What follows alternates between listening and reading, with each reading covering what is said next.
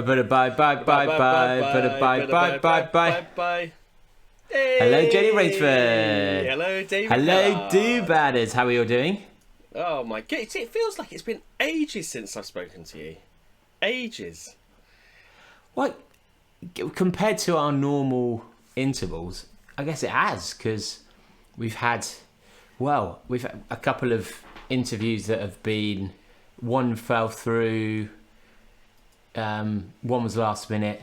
We've had two bad stuff where I've not been able to do it because of the funeral. So it has been a long time, 2 weeks, maybe even 3 weeks. 2 weeks. Like, so yeah. A lot to When catch we up speak to each on. other so much. When we speak to each other so much, it's just like these small times apart. It makes me just yearn for you even more. Love you even more. Love it. It makes me appreciate what I've been missing all this time. Indeed. I'm trying to think. So yeah, what to update on first, because I was thinking, right, there's a couple of things, okay, and I think we have to go straight into this. This is a pure self-indulgent cult-related thing. Did you see Dave Stewart, legendary do-badder, his performance at the Western States 100? Right, and when I say performance, I mean right from the start, getting turning up to the Western States in his BBR top, getting selfies with all of our running pals, Camille, everyone else, and they're all going to him. Oh, you're the guys from the podcast. You're the guys from the podcast. He's going, yes, I am, to them basically, and then running the Western States 100, which, if you don't know what it is, one of the toughest races that you can do in really, really challenging environment. It challenges Camille, it challenges the best of the best. Getting to the end and doing the fucking press-ups as well. Press-ups at the end of the Western States 100. I mean, that is all captured on camera. Like, absolutely incredible piece of work there. And apparently he got FYBs on the way round. Yeah, I which saw shows the photos. that there's some people in the States. Yeah, it's incredible. Yeah. So it kind of implies that all Americans... Oh really? Oh, incredible! Maybe it was someone like I think so. That could have been. It could have been Ian Corliss or someone. But maybe all Americans. It seems that all Americans can't differentiate between a British Davids. Like, is that racism when they think all British Davids are the same person? David Beckham, David Cameron, Dave Stewart, Dave Hellard. Life must be very confusing for their political leaders. They just must think that everyone is called Dave or Nigel or some other very English name there are not a lot of Nigels. Like, who are the famous Nigels that Americans are thinking? Wasn't there Nigel off of X Factor? He did quite a lot of stuff in the States. So you think most Americans are watching British X Factor? Thinking, well, no, but whenever, like Nigel in films, whenever they try and have, they create a British character, the British character's always called something like Nigel, some really old-fashioned 1960s, 70s name, and you're like, why are they calling people Nigel? Remember, Austin Powers? They did Austin Powers, and Austin Powers' dad was Nigel Powers, because that's the most British name that they could think of. You don't hear of also, many that's Nigels one of the anymore. funniest names, because it's... No, I mean, you hear of it. You hear it once a year, because genuinely it's Nigel and Gary, the two names that have gone... That have just dropped out of all common parlance. When they compile the lists of how many Tarquins and how many Judes and Jacks and names like that everyone wants a slightly rascally boy. They don't want a Nigel or a Gary, it seems. So that's the one time you hear of it. With girls' names, all of the 50s names, 60s names, and 40s names, they're all coming back. Like Rose and Daphne and loads, lots of the ones that are all sort of steeped in sort of classical mythology as well. They all Is that because of Daphne and Celeste? Have they brought it back? I don't know if that's because of it, but they all kind of come back. Whereas you don't ever hear about boys' names cycling around in the same way, do you? You never hear. I do think it would be hilarious to have a child there and just to call the child Nigel. I just can't imagine someone holding a baby. Go, what's the name of your baby? Nigel. I mean, Nigel. There's something that's really jarring about it. Can we apologise to all Nigels out there and Gary's out there? This is not our view. This is the world's view. No, it's not our view. So apologies if you are. Oh yeah. But yeah, incredible, good work, Dave Stewart, and Western States. Oh yeah, go ahead. But there's one more thing, and so we've gone from the legendary status that Dave Stewart has done to what I think is probably the most pathetic thing I've seen a WADA do. Have you seen this could be? I mean, video that's a bold statement. Of him winning the sports day race. The what's it called? Children's Sports Day race. Phil got it filmed as well. Displaying. What was the distance? It looked like it was about 50 meters or something like that. I think it's pretty short from the video. But was he fully kitted up? Did he have? Before we posted the video, it was just. Well, he was poised. He was poised like a fucking leopard on that, getting ready. But he posted a picture of his, I think it was the South Downs Way 100 trophy next to. They got a certificate for winning the dad's race and everything, and he posted the two things together. And I was like, oh, CFTV, come on. We should interview the second place. What we should do, we should find whoever second place was. Like, we should train up the second place runner and just make them incredible for next year. Right, I'm having a quick look on the video. And has this link been shared in the group? The link has. I don't know if it's been shared in the group. It has. It's been shared on his own timeline as well. But yeah, it's very interesting. Which, I can't see it. I can see the certificate, but not the race itself. No, I think there was a couple of false starts. I don't know whether it was because of him. But, it did. Just think, Jody, though. It wasn't like. Is there a massive delay on this? Won it by miles. Should we switch to blue jeans? Because Jody, should we switch to blue jeans? Because is there a massive delay on this? Yeah, there is. It's just not working, is it? WADAs, we're switching. You can probably tell we can't. No. We're out of sync. This is what happens in the poddy sometimes when you can't have conversations. So imagine this with guests, where you ask a question and then you. Yeah, it's terrible. We're gonna go to blue jeans. We'll be back in a sec, guys. We can now chat to each other in a way that isn't stupidly weird, and it almost as if we're ignoring each other the whole way through, which we try not to. It is bad, isn't it? Like we talk, like we're trying to make a point, and then there's a massive gap where we're like, what?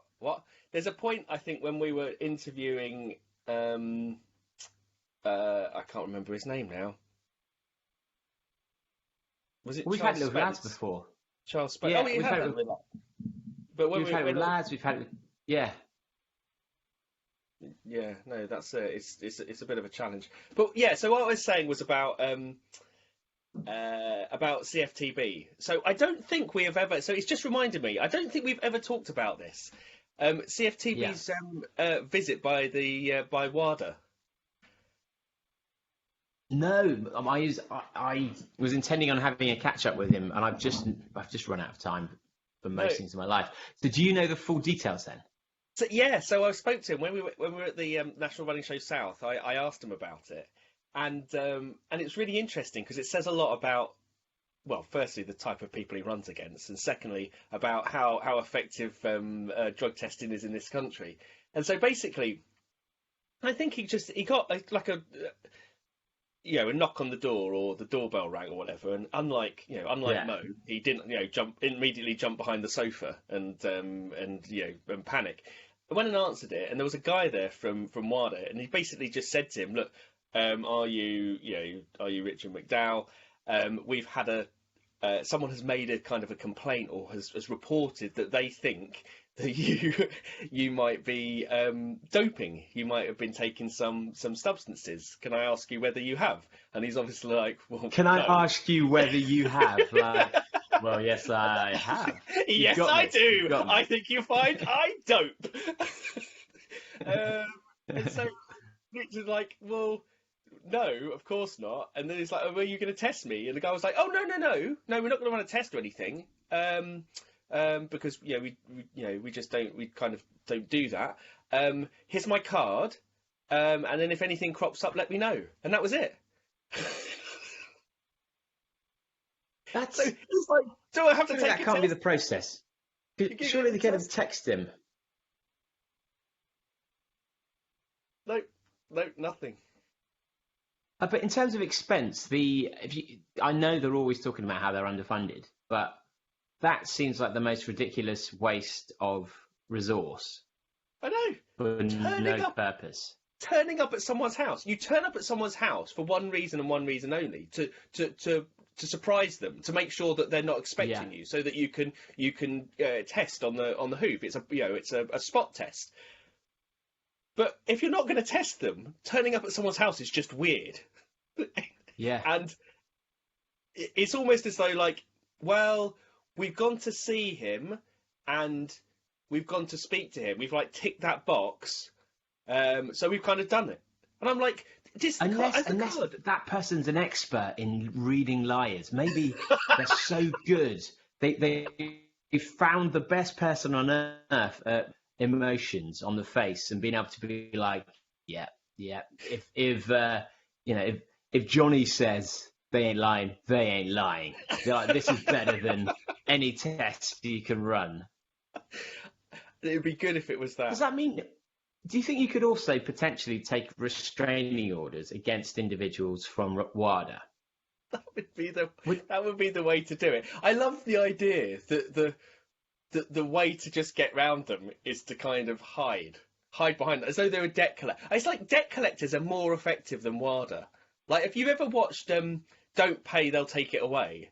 Have you ever watched that? It's one of those things. No, but I love the idea already. But it was about bailiffs, basically. It's one of those things where I go, I'm not going to sit down and watch that shit. And then after, like, watching 27 episodes of it, you're like, fucking hell, now I know what happens when the debt collectors come round. I'm going to keep all my doors locked. I'm going to do this. I'm going to talk to them from my top window because they're not allowed to get access. Are you on the side of the collector or the giver? Sometimes you're on the side of... Most of the time you're on the side of the collector. Sometimes, but you can see there's like really simple things that you realise when you're in the know. I mean, this is the thing, when those people who are like massively in debt or they don't pay, things like that, they know the systems, they know what to do, and they know what the people can't do and stuff like that. And innocent people, I say innocent people, they've not paid stuff, but people who have come up with like this one debt or whatever that they haven't been able to pay or stuff like that, and they don't know, they're like, oh yeah, come in, have a look at all of my papers, stuff like that, and so and they use it against them. But they're really, really effective. Like, they're really effective. They know what they're doing, stuff like that. So you'd expect, if you're all like WADA, that you would be able to, you'd have kind of same kind of power, wouldn't you? It's essentially, you go into someone's house, you go to their, the athletics club, you go wherever it is, and you can basically do these searches that allow you to kind of collect evidence.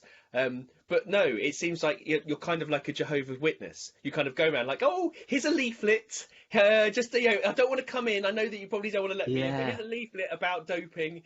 Please, if you need it, got any questions, just let me know. I don't know what. But maybe that is the sniff test, because if you'd have to be, I think, a pretty good liar to not clam up in Subway when someone knocks on your door unexpectedly and says you've been accused of doping.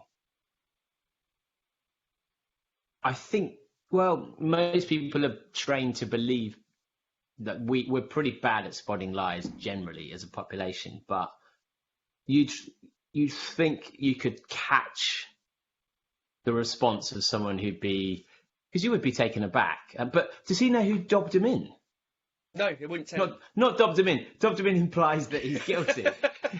Yeah, he's still a fucking grass, isn't he? He's still a fucking... Who's the grass? Fucking grass. Who's getting stitches? regardless of whether he was doping or not, no one likes a fucking grass. No, he didn't. No, because I said, oh, did you ask? He goes, I did ask, and they obviously can't say. But I don't know. But I don't. There's another possible reason for doing it that way, and that's almost like just going like, this is sending a message like, we've got our eye on you, we know where you live, and if this is kind of like a shot across the bows type thing.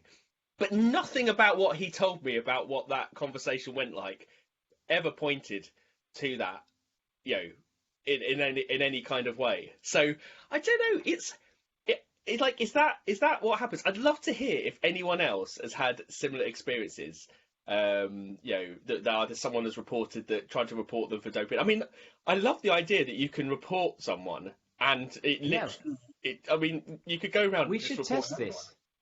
Like, who is the unhealthiest? Who is the unfittest, the slowest do-badder in the UK? You're looking at we can. So, should we dob you in and say, look, Jody's gone for 2 runs in a week. The only explanation is that he's doping hard. Would they come round and be like, Jody, look, we know you've got your eye on a sub 45k. Do you know what it reminds me of? We've got our eye on you. No, it reminds me. It reminds me of that time where Craig from what's it called? Cliff Bar. Big Brother. Craig from where? Cliff Bar. Yes. He told you, he goes, I think I saw Jody in the gym, and you're like, no way, that was not Jody. Whatever, there was no way he would have been in the gym. What are you talking about? Guess what? It was a gym in Brighton. No way. There's just it can't be so. It can't be true. I think you have to take the same approach to that. Like, someone saw Jody out running. Like, there has got to be drugs involved there. This is just not normal. Do you think they check like Run Britain rankings and everything, and they'd go, oh no, this person's not doping, or if he is, it's not working. Rich, we want to cut the individual. Let's call them up and chat to them, because I'd love to know the thought process of this exact situation. And the question: do you think they would talk to us? Probably not, but it's fascinating because it does seem such an oddity, and it does seem such a waste of resource. So bizarre. Well, Jody, I've got sad news other than death, but I've had other sad news to do with the London Marathon. Oh no, have you been ditched? I've been ditched. So yeah, I've been meaning to talk about the process for a few weeks, but London Marathon. So previously, the paces were all decided by Runners World, and it was a massive ball ache for them. And they get so many emails about it. It's pretty hard to actually organise it all, and the people fit that they're actually capable. And for them, I think they question the value. It's really a brand day. It wouldn't be their primary job. It's not like they're London Marathon pacer specialist. So it looks taken a London Marathon by New Balance to be London Marathon pacer, which actually, really nice idea. And from the application, so the application, it focuses quite a lot on diversity, and it says, we're looking to diversity. One of the questions was, increase diversity within the running community, or something along those lines. So I applied thinking, I've surely got to be a shoo-in. Surely. There's not that many. There's not many that posh people who are pacing. So you need that kind of diversity. It's not many albinos out there who are pacing. But yeah, so the first the do bad listing is one that the application, there was an application process for it, which is different, and great. That is really good. And aim to see whether they continue with that every year, because actually I'm sure it's created a huge amount of work. But it's not often where I think, when I do think I've got a sense of self and a sense of value of my skills, and I think I'm quite good at looking at myself objectively. And I've got to say, I was really surprised and a bit gutted not to be picked as a pacer. And I'm going to call it out as I do think it is a terrible, terrible mistake by whoever the organisers are. Genuinely, and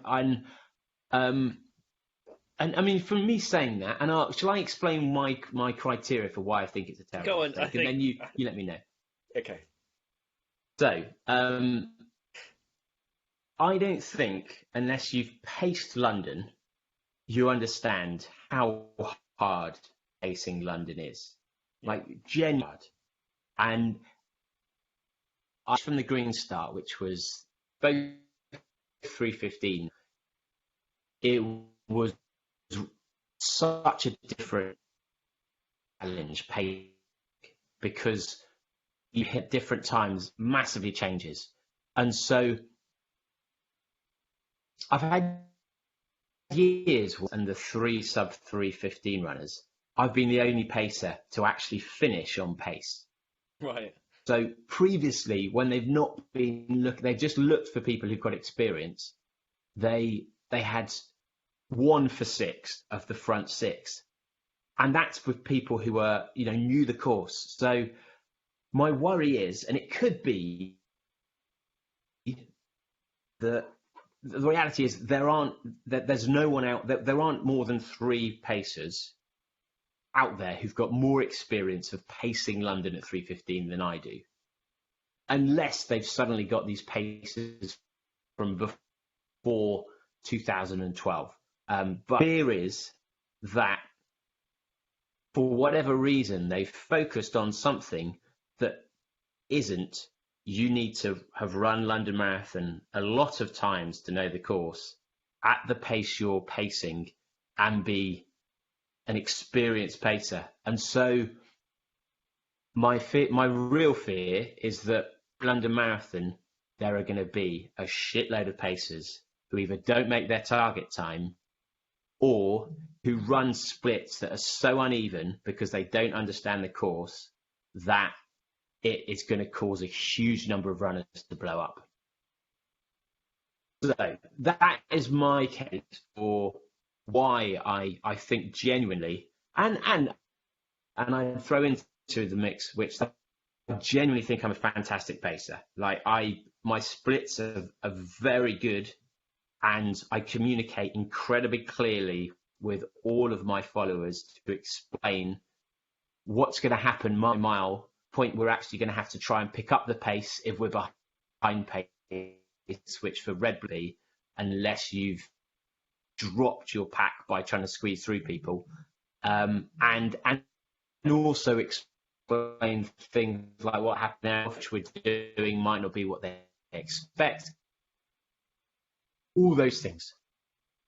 So that is my case. It is a worrying error.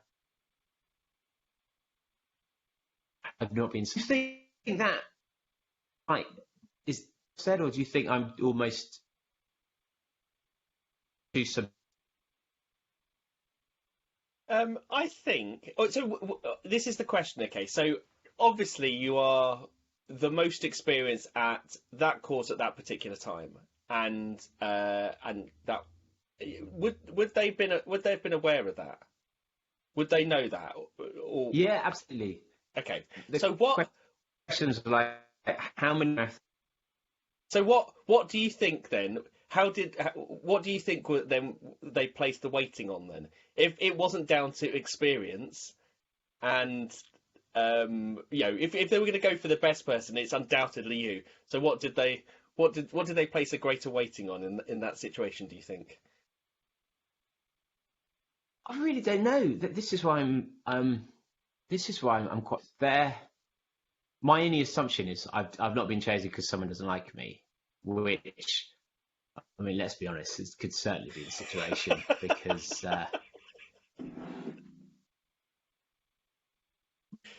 I mean, we're outside, we're not traditional. Because I did actually answer the questions quite seriously, and so, but also the how actually in the podcast we really try and highlight issues that we think are really important. You know, for example, we've been the first podcast to talk to Rena McGregor, to talk to Nikki Kay about menstruation cycles, about the menopause, about we've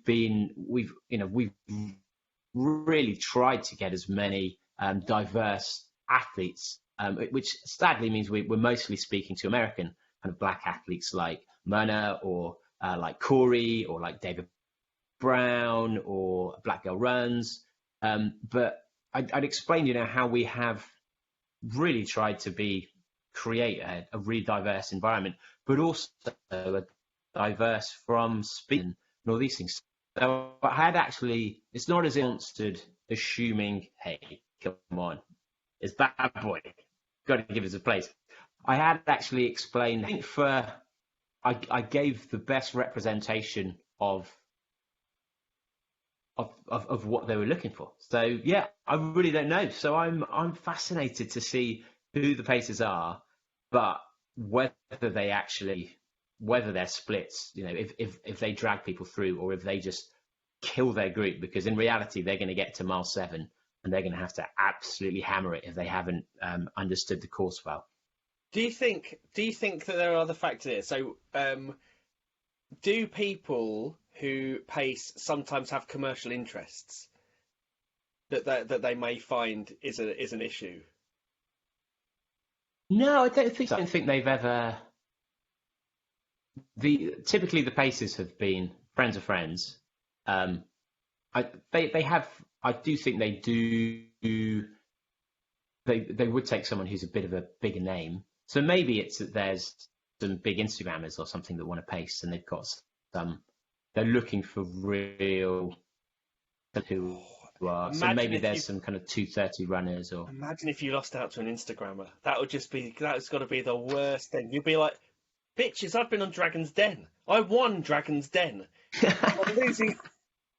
Completed it. I've left the London Marathon, and now and I'm losing out to a fucking Instagrammer. That's like the biggest kick in the teeth. In fact, this might be you. What you can now say is that you've been banned from London Marathon because of what been cancelled. You've been cancelled. You've been cancelled, and you can blame it on anything. Yeah, anything like, oh yeah, when I led London Marathon, they cancelled me as a result of it. I mean, yeah, it was like 10 years after it happened, but they cancelled me because of it, or they. But it genuinely could be the reason. There might be someone now who within the organisation remembers that, was pissed off about that, and has decided, oh, screw that guy. I mean, it really could be, because I can't fathom what the other criteria might be, other than the glaringly obvious one is that I'm a middle class white middle-aged dude. But I was I was hoping you were going to cry racism at some point. I was trying to angle towards that, and I'd be very disappointed if you weren't going to make that point. Well, I'm personally not very diverse. I mean, that is glaringly obvious, and so and there is an element of, if you are trying to make money running more diverse, then yeah, I accept that. You know, it is good to have more variety, but. So do badders. What am I being just self-absorbed here? Do we need to do a campaign? Do we need to do a campaign? Is there a hashtag in this somewhere of getting you reinstated as a pacer? No, I think that's too self-important, isn't it? And also, I mean, exactly, it is. It's exactly what we need. We need the do badders to lobby London Marathon. Bring back David. There's got to be a better hashtag than that. Come on, do badders. Come up with a hashtag to get David back in London Marathon game. What did you get for it anyway? The perks weren't even that great, were they? Did you get like some shoes to stay at a hotel miles away from London? No. So you just get some nice kit, which actually, I don't really want kit now. I'm at that stage where, Bloody hell, you've changed.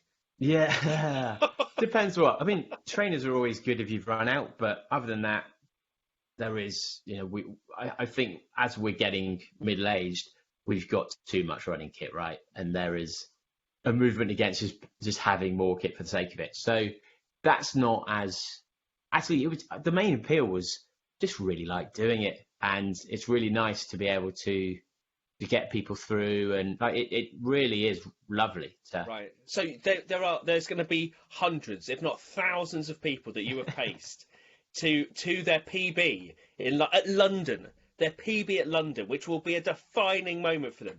If you are one of those people, you need to get on social media. No. Tag in London Marathon and just say to them that the cancellation of David Hellard is an absolute travesty. They're denying other people the joy, the success, the achievement that you brought them, that you enabled them. And there's going to be hundreds because some fucking Instagram influencer has got like 1 billion followers but can't post shit. It's going to ruin lives. People are going to think they're going to think worse of London Marathon. Thought, London Marathon is supposed to be the pinnacle of achievement. But a fucking Instagrammer went the wrong way and took me with him, and I was an hour late over the line. That's exactly what's going to happen. Chaos. But I'd imagine what could potentially happen as well is often there was a photo of me pacing over Tower Bridge that is used as the photo of the paces on Instagram, on Facebook by London Marathon.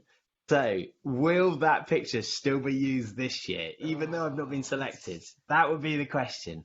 No, do they want this face but without the body? Is that what it is? We'll see, won't we? We'll see. I mean, like, if that's stopped being used, then it's either a diversity or a personal issue against you. Yeah. That is it, isn't it? Like, you just... I'd understand the personal one more, to be fair.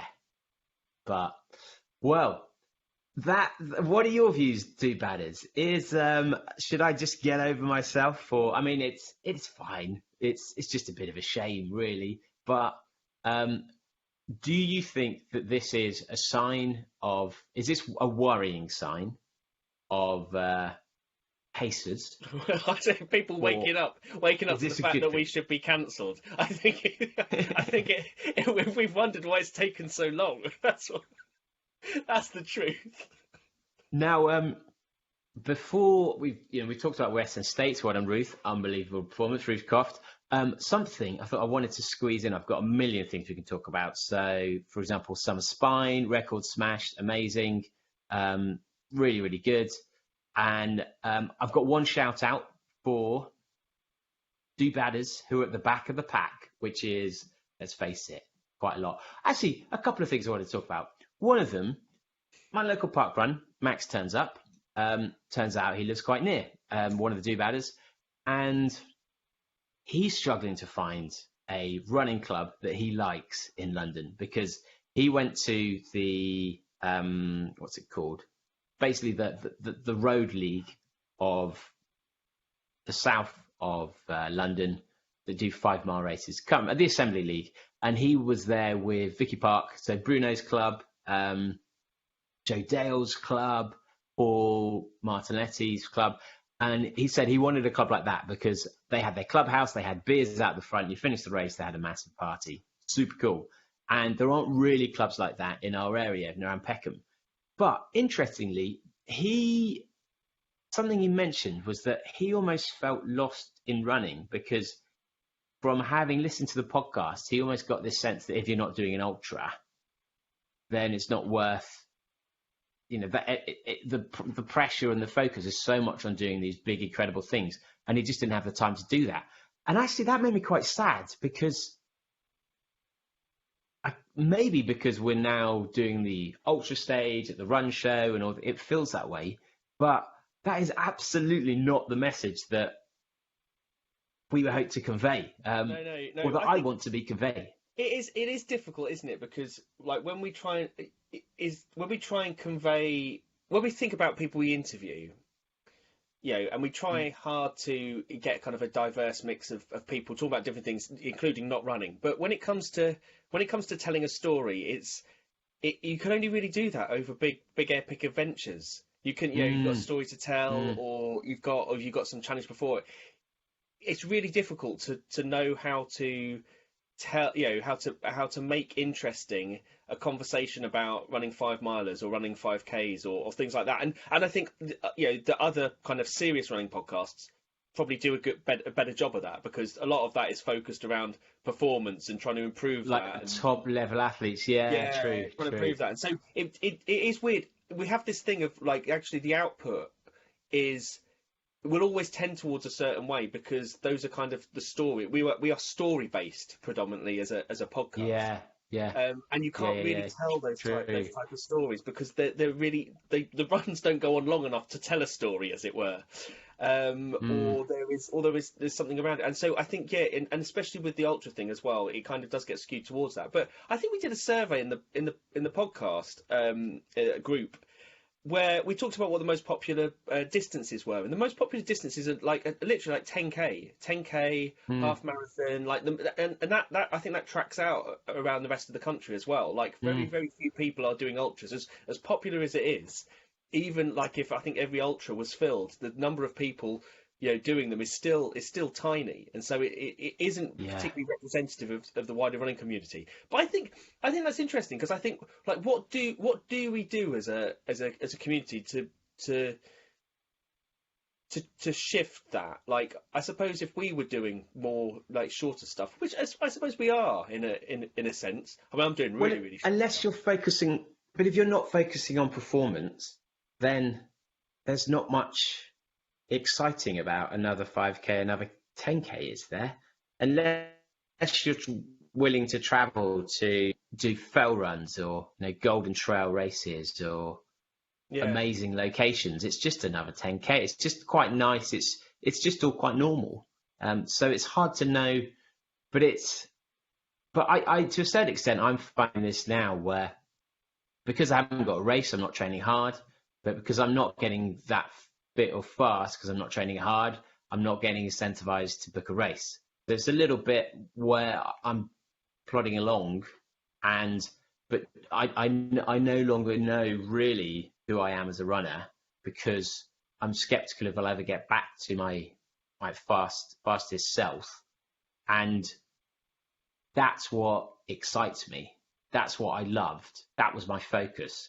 So what did running become? You haven't got a goal or an aim, and it can be quite hard to. And I think the difference between you and I, and correct me if I'm wrong, is that I see myself as being a fast runner, and therefore I will always run. I will always train, because doing that, I'm almost losing my identity. Whereas I don't think you necessarily have that inward pressure or view. I mean, is that fair? Yeah, no, I think that's fair. Yeah, and I think as a maybe as a proportion of the population, I think I'm probably more representative of most people. I don't think most people, I think there's probably kind of quite a small group of people that identify in the way that you identify. We're making it sound as though it's a protected category or something as well. But it's just, and the thing is that we have this whole discussion about, should you call yourself a runner? Should you call yourself a runner? Stuff like that. And like, it doesn't bother me if people don't call me a runner or something like that. Or I don't think of myself as a runner, even though I do runs. It's not part of my lifestyle. There are things that I think are more important than running that I identify with more. But it sounds like you're having a bit of a crisis here, David. You've been cancelled from London. You're having, you're losing your identity as a runner. Like, what else is going to happen? If you come, I want you to have. Can you have a full crisis? Like, turn up on the next podcast having dyed your hair and pretending that it hasn't gone grey or something like that. Like when sort of like men around our age suddenly start like changing things like about that. Get a fake tan. Hair implants. I mean, you don't need hair implants. I probably need some hair implants. But the amount of people getting hair implants now is kind of insane. Like, they must have some crazy... Really? Yeah. Who? Loads of people. Loads of people that I see on on social media, people that I'm kind of Yeah, connected but that just means they're advertising and promoting well. That's like Yeah, 10 no, people. no, no, no, no, no, no. They're doing it as part of it. I don't think before people were kind of quite like nervous about admitting like hair loss and stuff like that.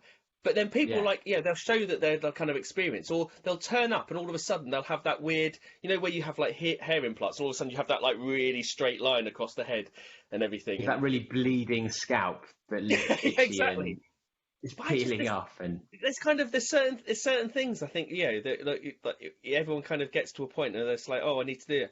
I don't know. Could you? I suppose a lot's changing in your life as well, isn't it? Like you're married, you've moved. wait, why are we feeding Yeah, I don't know. It this feels like idea that I'm having a therapy crisis? session now. Wait. But one thing I wanted to talk about, just mention. So we've been contacted by another podcast that I think sounds quite nice, and it's a guy called Ben Mead, who's at BenMead74. He said he recently launched Chasing Cutoffs, focus on ultra slow, back of the pack trail and ultra runners, and he to get new guests, the people who fit that mold. Are you someone who does approach races thinking, right, I really need to ensure that I'm not going to get cut off here? So Chasing Cutoffs podcast, message them on Instagram. It's just Chasing Cutoffs. I think that's a very different look because we've spoken to a few people who would fall into that category. I think Lisa, her whole coming last in races certainly is that, but it is a very different focus, isn't it? It would be useful to know, I'm sure, if you want to know how to finish South Downs Way 100 or whatever these big races may be. Actually, I'm sure there's specific strategies that you'd need to, like, how do you pace the first quarter, last quarter, middle third, all that stuff.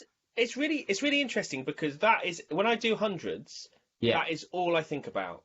That is my strategy. It's just like I need to try and meet the cutoffs, and that's the thing that I panic about because I won't reach the cutoff. And so that's all it is. It's a series of very small races, and if I can add try and gain some time between cutoffs, then that's it. And that's and I suppose that's kind of how I think, but I don't imagine everyone thinks like that. So it's a really good way of reframing a race. People, because that is as a slower runner, that's all you think about, and that's all you think about when you think about what events you're gonna pick as well, and what races you're gonna pick. Knowing which races you may finish. I don't know whether I'm going to finish that race, so I don't. The last thing I'll do is pay all that money and then be cut off. Cut off at the aid stations, or and lose out, or DNF, or and feel like I've wasted it, because that's kind of feels incredibly embarrassing as well. Like everyone, I don't know if you've ever had that dream before you started like doing marathons and stuff like that, but everyone worries about coming last and being the slowest person on the course, and all of that thing as well. But the idea of being cut off, and I think has a kind of a similar thing. It's like the foremost thing in my mind when I'm running like those longer distances. Well, Jody, why don't you go on it? I could do, actually. Yeah. So I'll say the contacts again. It is Ben Mead. That's Ben Mead 24, and Chasing Cutoffs is the handle for the podcast. Yeah, give him a message. I'm sure he'd love to have you on. And one other thing I wanted to mention is I found a new marathon for us to do. Go on. Yes. Well, firstly, Beer Lovers is back. Dates for the diaries, and I know Beerathon's back as well. You got to promote that, despite you desperately trying to not promote your own race. I don't know if we got tickets left. I put them on sale and I haven't checked since. So there may be tickets left. There may not be. It's the 20th of August, and the route is going to be funny as hell because it's all up in the Barbican. It's going to be easy to get lost. But anyway, firstly, Beer Lovers is back. Date for the diaries, people. And I know the club don't seem that keen on wanting to do it. I don't know why. But I've got it in my diary. It's the 20th, 21st of May. It is the best run on earth. It's super fun. enough said. Then, other date for the diary, potentially. We haven't quite nailed this down, but there's a place called Beaujolais, the Beaujolais Wine Marathon. Beaujolais. Beaujolais, okay, is that a type of wine? Yeah, Beaujolais. It's a very famous, very light wine. Yeah, lovely. Oh, red or white? It's red. It's kind of a very, very, very light red, though. Okay, so I might not dislike that hugely. So, Beaujolais Wine Marathon, I've not contacted the organisers yet, but it weirdly is in almost a dead time for marathons. So it's the 19th and 20th of November. So actually quite a good time where people haven't got a huge number of things going on, right? Yeah. So put it in your diaries, people, and have a look at it, because Medoc for me is brilliant, but a massive ball ache to organise and crazy expensive. So hopefully this one is a little bit more friendly. The good thing is they do a half marathon and they also do relay teams for the full marathon. So if you've been interested by beer lovers or Medoc but are put off by the miles, then this is the perfect solution. And I'll let you know once we're signed up. I've mentioned it to a few of our buddies and people seem semi-keen. But once we're signed up, Jody, like, we've actually got to do this one. Not like Ibiza, where the week before I was saying, Ibiza, are we doing it? Are we doing it? If we're going to, like, ask your wife now and commit. Yes. Okay, because you only need to be able to rock a 10K. And once we've got it in the diary, we'll then get do-badders from around the world in teams together, if they want, doing the 10K, the half, the full marathon. And it's at that time of year where there's nothing inspiring to do in November if you're not doing cross country, whereas this will be super fun and we can just go and rock it. So, date for the diaries. It's a good date. Wow. November. Nothing happens in November. Yeah, I know. Well, have you got anything to kind of throw into the mix, or feel that's been quite a nice? No, I felt like I've had that CFTB doping story in my head for such a long time that I've just struggled. I'm trying all my might to keep it in my head for long enough to remember to talk about it. But now that's gone, I will fill up with more knowledge. The CFTB, if you're listening, do you have that card still? Can we contact the person? But it also explains the rumours that CFTB has put he's put double bolting on his door and set up barbed wire on the perimeter of his garden. So maybe this is why. It should explain it all. But so do-badders. Have we got a question we can ask the do-badders this week? Yeah, we've already asked it. How do we get David uncancelled? How do we get David uncancelled? We need a hashtag. We need a movement on social media to No. We're not doing that. Tag in London, tagging whoever is related to London. And we want sob stories. We want people who are literally like North Korea style crying, clawing at their faces on video because they're so distraught that David isn't doing London anymore. David's going to be all sort of go, oh no, don't do that. But he means yes, absolutely. No, because the people at London, I'm sure, have a hard enough job anyway. Let's make it harder. Let's make it even harder. But we do want to speak to London Marathon about who did we speak? Was it Amy we spoke to last year about their efforts to really analyse their complete supply chain to see what the carbon footprint was. So we really want to be able to have a follow-up to understand that. If you're not reinstated, that's going to be a really hard, painful interview. We're going to bring in experts. It's going to be a proper John Humphrey style grilling. But reinstate David, and we're going to, we'll open questions. It'll be really enjoyable. We'll really help your, push your sustainability credentials. Up to you, London. Back in your court. And we, in the Facebook group, we always try and ask a bit of a question. So we had one a while back where we were talking about Mo Farah and the fact that he came second in the 10K to a club runner. So we said, who should his new sponsors be rather than Mr. Muscle? So the main one seems to be, and I think from Adam and from James White, Durex for men who don't want to come, for men who want to come second, could be a good sponsor for him. I thought, nice. That's a fairly classic one. Then Just for Men, trying to feel younger, from Matt Mason. Trying to look what other ones there are out there. Someone just said Club Biscuit just because they like the theme tune to Club Biscuit. This has got nothing to do with the context, nothing to do with Mo. I just like these biscuits. Well, not even like the biscuits. I just like the theme tune to these biscuits. Yeah, absolutely.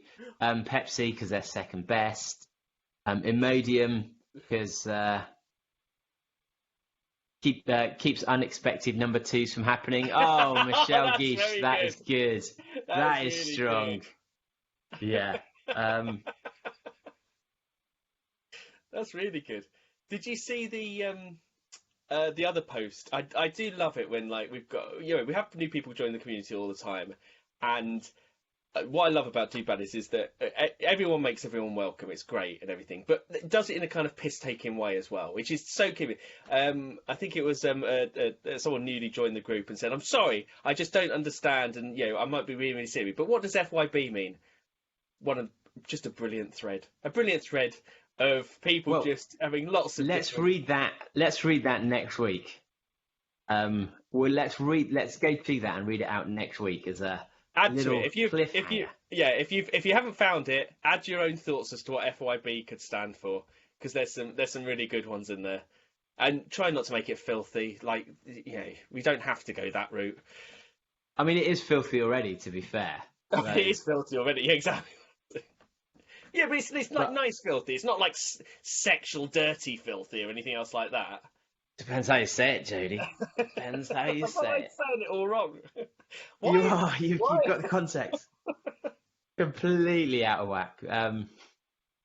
Well, thanks for listening, guys. Please, we've got some good interviews coming up quite soon. We're speaking to John Alban, who has recently won the Golden Trail Mont Blanc Marathon.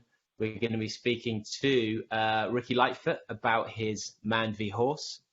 And we are also going to be speaking to the world record holder of the most vertical ascent in 24 hours, which was done during lockdown in 20 hours on Table Mountain in South Africa. Oh, wow. Anything to throw into the mixer? If you want to join the conversation, head over to the Facebook group, type Bad Boy Running Podcast, answer 3 questions, and we will let you in so people can ridicule you if you don't know basic terminology. If you want to buy stuff, Lorna should be back now by the time this comes out. Or not? Yeah, she should be back now. So make sure an avalanche of orders to greet her. So she's going to be on a massive come down after doing Run Brit. Let's make her really love and enjoy the whole experience by making sure that she has a shit ton of stuff to post afterwards. And something else that would be useful, I've put a post of that in the Facebook group, but if you haven't seen it, basically we want to work with Flancy, who design. Yeah, they design amazing shorts. Good, right? Shorts. Super good. Yeah. So we've been sent through some shorts from Flancy. We had a chat with them and everything, and just incredible. Just like a most amazing thing. So yeah, Nikki at Flancy, thanks so much for sending those through. But can't wait to wear them. Libby is like, what the fuck are those? It's like, what? Well, the kids are like, wow, they're amazing. Are you going to wear them now? Go and wear them now. And Libby's like, what is going on? This is. But if you've ever wondered where Adam Tango Holland gets his shorts, or where Vicky Barefoot Runner gets her shorts, they're Flancy, and we want to make some merch shorts because they're full on colour and they're really nice running shorts as well. But we just haven't had the time to design them, and we need someone who actually can just make the logos or make FYBs and all that absolutely pop into almost an overwhelming cascade of colour. So if you're someone who can do that, is happy to do that, then please contact us, letters at badboyrunning.com or david at badboyrunning.com.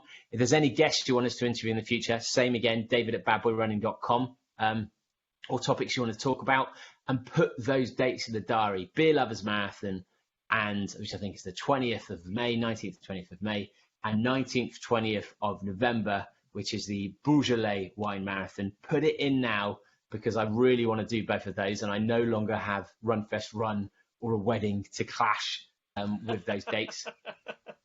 And if you could leave a review, please do. It massively helps us with our profile and getting new guests. And that helps us keep the podcast fun and interesting. So thanks for listening, guys, and we will see you next time.